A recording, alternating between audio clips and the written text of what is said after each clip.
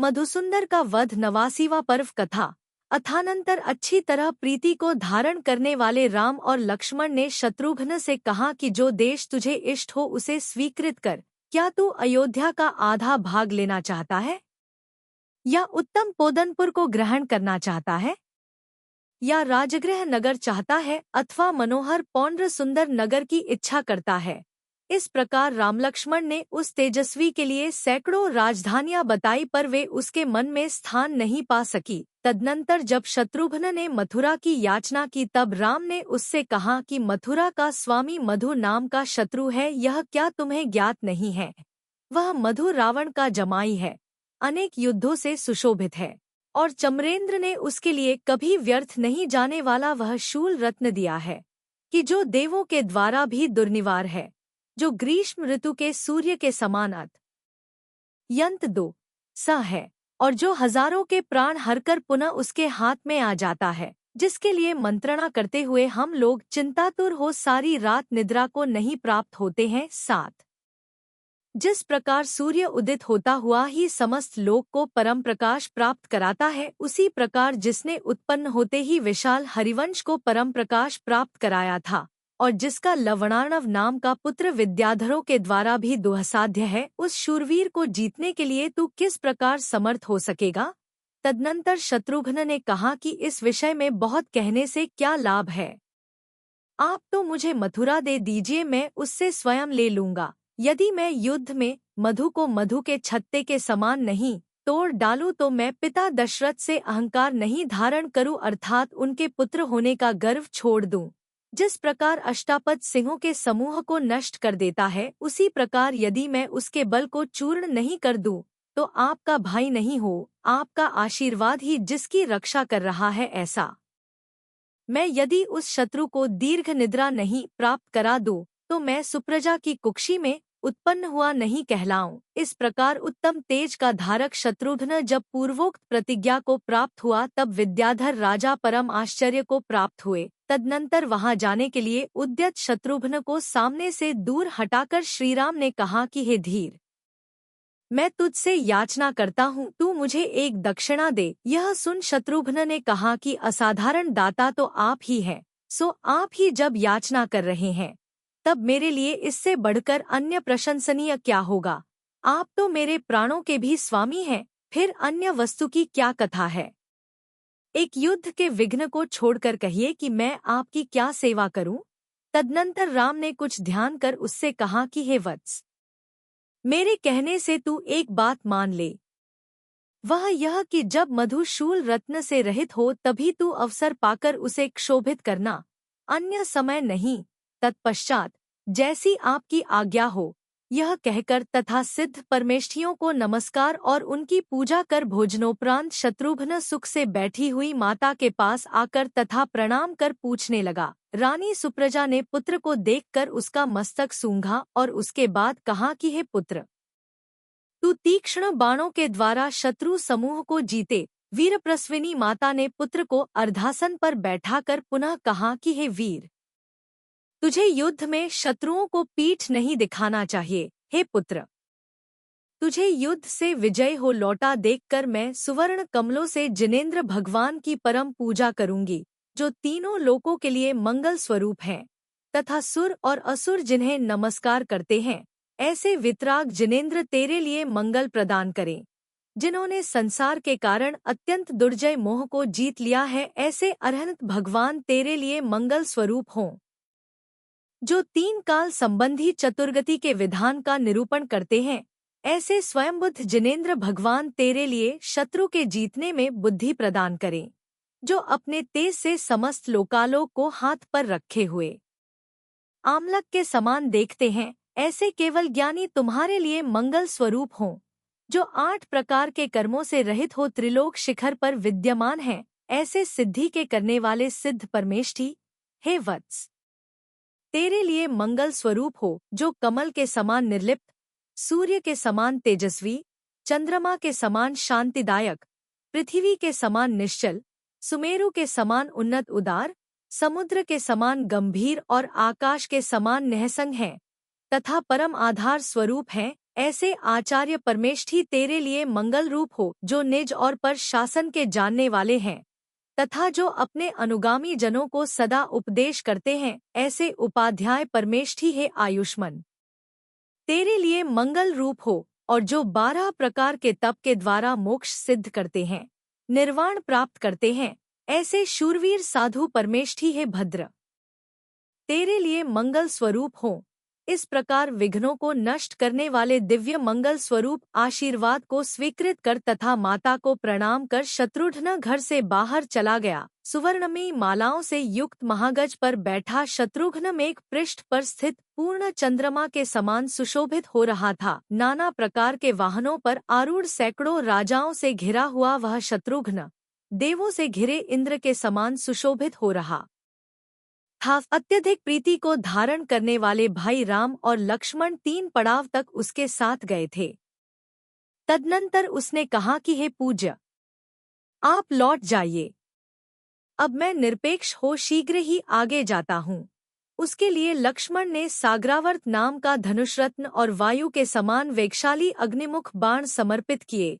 तत्पश्चात अपनी समानता रखने वाले कृतांतवक्त्र को सेनापति बनाकर रामचंद्र जी चिंता युक्त होते हुए लक्ष्मण के साथ वापस लौट गए। गौतम स्वामी कहते हैं कि हे राजन, बड़ी भारी सेना अथवा अत्यधिक पराक्रम से युक्त वीर शत्रुघ्न ने मधु राजा के द्वारा पालित मथुरा की ओर प्रयाण किया। क्रमक्रम से पुण्यभागा नदी का तट पाकर उसने दीर्घ मार्ग को पार करने वाली अपनी सेना संभ्रम सहित ठहरा दी। वहां जिन्होंने समस्त क्रिया पूर्ण की थी, जिनका श्रम दूर हो गया था और जिनकी बुद्धि अत्यंत सूक्ष्म थी, ऐसे मंत्रियों के समूह ने संशयारूढ़ हो परस्पर इस प्रकार विचार किया कि अहो, मधु के पराजय की आकांक्षा करने वाली इस बालक की बुद्धि तो देखो, जो नीतिरहित हो केवल अभिमान से ही युद्ध के लिए प्रवृत्त हुआ है। जो विद्याधरों के द्वारा भी दुस्साध्य था, ऐसा महाशक्तिशाली मानधाता जिसके द्वारा पहले युद्ध में जीता गया था, वह मधु इस बालक के द्वारा कैसे जीता जा सकेगा, जिसमें चलते हुए पैदल सैनिक रूपी ऊंची ऊंची लहरें उठ रही हैं तथा जो शस्त्र रूपी मगरमच्छों से व्याप्त है। ऐसे मधुरूपी सागर को यह भुजाओं से कैसे तैरना चाहता है, जो पैदल सैनिक रूपी बड़े बड़े वृक्षों से युक्त तथा मदोन्मत्त हाथियों से भयंकर है। ऐसे मधुरूपी वन में प्रवेश कर कौन पुरुष जीवित निकलता है। इस प्रकार मंत्रियों का कहा सुनकर कृतांतवक्त्र सेनापति ने कहा कि तुम लोग अभिमान को छोड़कर इस तरह भयभीत क्यों हो रहे हो।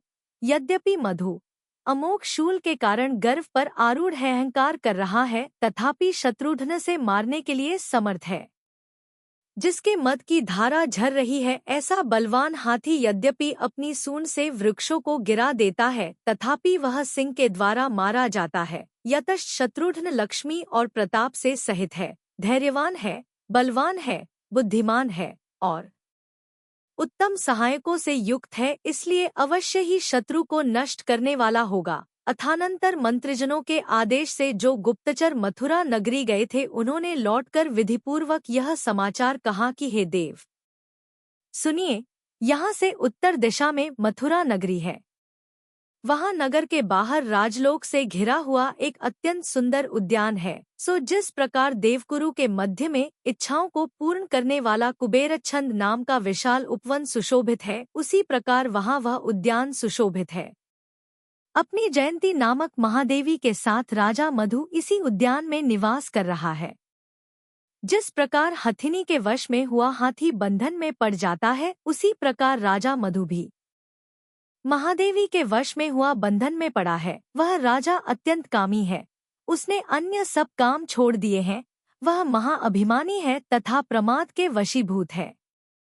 उसे उद्यान में रहते हुए आज 6वां दिन है। जिसकी बुद्धि काम के वशीभूत है, ऐसा वह मधु राजा न तो तुम्हारी प्रतिज्ञा को जानता है और न तुम्हारे आगमन का ही उसे पता है। जिस प्रकार वैद्य किसी रोगी की उपेक्षा कर देते हैं, उसी प्रकार मोह की प्रबलता से विद्वानों ने भी उसकी उपेक्षा कर दी है। यदि इस समय मथुरा पर अधिकार नहीं किया जाता है, तो फिर वह मधुरूपी सागर अन्य पुरुषों की सेनारूपी नदियों के प्रवाह से दुहसा हो जाएगा, उसका जीतना कठिन हो जाएगा। गुप्तचरों के यह वचन सुनकर क्रम के जानने में निपुण शत्रुघ्न 1,00,000 घोड़ा लेकर मथुरा की ओर चला। तदनंतर अर्धरात्रि व्यतीत होने पर जब सब लोग आलस्य में निमग्न थे, तब महान ऐश्वर्य को प्राप्त हुए शत्रुघ्न ने लौटकर मथुरा के द्वार में प्रवेश किया। वह शत्रुघ्न योगी के समान था, द्वार कर्मों के समूह के समान चूर चूर हो गया था और अत्यंत मनोहर मथुरा नगरी सिद्धभूमि के समान थी। राजा दशरथ के पुत्र शत्रुघ्न की जय हो, इस प्रकार वंदीजनों के मुखों से बड़ा भारी शब्द उठ रहा था। अथानंतर जिस प्रकार लंका में अंगद के पहुंचने पर लंका के निवासी लोग भय से क्षोभ को प्राप्त हुए थे, उसी प्रकार नगरी को शत्रु के द्वारा आक्रांत जान मथुरावासी लोग भय से क्षोभ को प्राप्त हो गए। भय के कारण जिनके नेत्र चंचल हो रहे थे तथा जो आकुलता को प्राप्त थीं, ऐसी स्त्रियों के गर्भ उनके हृदय के साथ साथ अत्यंत विचलित हो गए। शब्द की प्रेरणा होने पर जो जाग उठे थे, ऐसे निर्भय शूरवीर सिंहों के समान सहसा उठ खड़े हुए। तत्पश्चात अत्यंत प्रबल पराक्रम को धारण करने वाला शत्रुघ्न शब्द मात्र से ही शत्रु समूह को नष्ट कर राजा मधु के घर में प्रविष्ट हुआ। वहां वह अतिशय प्रतापी शत्रुघ्न दिव्य शस्त्रों से व्याप्त आयुधशाला की रक्षा करता हुआ स्थित था। वह प्रसन्न था तथा यथायोग्य अभ्युदय को प्राप्त था। वह मधुर तथा मनोज्ञ वाणी के द्वारा सबको सांत्वना प्राप्त कराता था, इसलिए सबने भय का परित्याग किया था। तदनंतर शत्रुघ्न को मथुरा में प्रविष्ट जानकर वह महाबलवान मधुसुंदर रावण के समान क्रोधवश उद्यान से बाहर निकला। उस समय जिस प्रकार निर्ग्रंथ मुनि के द्वारा रक्षित आत्मा में मोह प्रवेश करने के लिए समर्थ नहीं है, उसी प्रकार शत्रुघ्न के द्वारा रक्षित अपने स्थान में राजा मधु प्रवेश करने के लिए समर्थ नहीं हुआ। यद्यपि मधु नाना उपाय करने पर भी मथुरा में प्रवेश को नहीं पा रहा था और शूल से रहित था, तथापि वह अभिमानी होने के कारण शत्रुघ्न से संधि की प्रार्थना नहीं करता था। तत्पश्चात अहंकार से उत्कट शत्रु सेना को देखने के लिए असमर्थ हुए शत्रुघ्न के घुड़सवार सैनिक अपनी सेना से बाहर निकले। वहां युद्ध प्रारंभ होते होते शत्रुघ्न की समस्त सेना आ पहुंची और दोनों ही पक्ष की सेनारूपी सागरों के बीच संयोग हो गया, अर्थात दोनों ही सेनाओं में मुठभेड़ शुरू हुई। उस समय शक्ति से संपन्न तथा नाना प्रकार के शस्त्र धारण करने वाले रथ, हाथी तथा घोड़ों के सवार एवं पैदल सैनिक, वेगशाली रथ, हाथी तथा घोड़ों के सवारों एवं पैदल सैनिकों के साथ भिड़ गए। शत्रु सेना के भयंकर शब्द करने वाले दर्प को सहन नहीं करता हुआ कृतांतवक्त्र बड़े वेग से शत्रु की सेना में जा घुसा। सो जिस प्रकार स्वयं भूरमण समुद्र में इंद्र बिना किसी रोकटोक के क्रीड़ा करता है, उसी प्रकार वह कृतांतवक्त्र भी बिना किसी रोकटोक के युद्ध में क्रीड़ा करने लगा। तदनंतर जिस प्रकार मेघ जल के द्वारा महापर्वत को आच्छादित करता है, उसी प्रकार मधुसुंदर के पुत्र लवणार्णव ने कृतांतवक्त्र का सामना कर उसे बाणों से आच्छादित किया। इधर कृतांतवक्त्र ने भी कान तक खींचे हुए सर्प तुल्य बाणों के द्वारा उसके बाण काट डाले और उनसे पृथ्वी तथा आकाश को व्याप्त कर दिया। सिंहों के समान बल से उत्कट दोनों योद्धा परस्पर एक दूसरे के रथ तोड़कर हाथी की पीठ पर आरूढ़ हो क्रोध सहित युद्ध करने लगे। प्रथम ही लवणार्णव ने कृतांतवक्त्र के वक्षस्थल पर बाण से प्रहार किया, सो उसके उत्तर में कृतांतवक्त्र ने भी बाणों तथा शस्त्रों के प्रहार से शत्रु और कवच को अंतर से रहित कर दिया, अर्थात शत्रु का कवच तोड़ डाला। तदनंतर क्रोध से जिसके नेत्रों की कांति देदीप्यमान हो रही थी, ऐसे लवणार्णव ने तोमर उठाकर कृतांतवक्त्र पर पुनः प्रहार किया, जो अपने रुधिर के निषेक से युक्त थे तथा महाक्रोधपूर्वक जो भयंकर युद्ध कर रहे थे। ऐसे दोनों वीर फूले हुए पलाश वृक्ष के समान सुशोभित हो रहे थे। उन दोनों के बीच अपनी अपनी सेना के हर्ष विषाद करने में उत्कट गदा, खड्ग और चक्र नामक शस्त्रों की भयंकर वर्षा हो रही थी। तदनंतर चिरकाल तक युद्ध करने के बाद जिसके वक्षस्थल पर शक्ति नामक शस्त्र से प्रहार किया गया था, ऐसा लवणार्णव पृथ्वी पर इस प्रकार गिर पड़ा जिस प्रकार की पुण्य क्षय होने से कोई देव पृथ्वी पर आ पड़ता है। 80 रणाग्र भाग में पुत्र को गिरा देख मधु कृतांतवक्त्र को लक्ष्य कर दौड़ा, परंतु शत्रुघ्न ने उसे बीच में धर ललकारा, जो दुहक से सहन करने योग्य शोक और क्रोध के वशीभूत था। ऐसा मधुरूपी प्रवाह शत्रुघ्नरूपी पर्वत से रुककर समीप में वृद्धि को प्राप्त हुआ। आशीविश सर्प के समान उसकी दृष्टि को देखने के लिए असमर्थ हुई शत्रुघ्न की सेना उस प्रकार भाग उठी जिस प्रकार की तीक्ष्ण वायु से सूखे पत्तों का समूह भाग उठता है। तदनंतर शत्रुघ्न को उसके सामने जाते देख जो अभिमानी योद्धा थे वे पुनः लौट आए। सो ठीक ही है, क्योंकि अनुगामी सैनिक भय से तभी तक पराजय को प्राप्त होते हैं जब तक कि वे सामने प्रसन्नमुख स्वामी को नहीं देख लेते हैं। अथानंतर जो उत्तम रथ पर आरूढ़ हुआ दिव्य धनुष को धारण कर रहा था, जिसका वक्षस्थल हार से सुशोभित था, जो सिर पर मुकुट धारण किए हुए था, जिसके कुंडल हिल रहे थे, जो शरत ऋतु के सूर्य के समान देदीप्यमान था, जिसकी चाल को कोई रोक नहीं सकता था, जो सब प्रकार से समर्थ था और अत्यंत तीक्ष्ण क्रोध से युक्त था, ऐसा शत्रुघ्न शत्रु के सामने जा रहा था। जिस प्रकार दावानल सूखे पत्तों की राशि को क्षण भर में जला देता है, उसी प्रकार शत्रुओं को नष्ट करने वाला वह शत्रुघ्न सैकड़ों योद्धाओं को क्षण भर में जला देता था। जिस प्रकार जिनशासन में निपुण विद्वान के सामने अन्य मत से दूषित मनुष्य नहीं ठहर पाता है, उसी प्रकार कोई भी वीर युद्ध में उसके आगे नहीं ठहर पाता था। जो कोई भी मानी मनुष्य उसके साथ युद्ध करने की इच्छा करता था, वह सिंह के आगे हाथी के समान क्षण भर में विनाश को प्राप्त हो जाता था। जो उन्मत्त के समान अत्यंत आकुल थी तथा जो अधिकांश घायल होकर गिरे हुए योद्धाओं से प्रचुर थी, ऐसी राजा मधु की सेना मधु की शरण में पहुंची।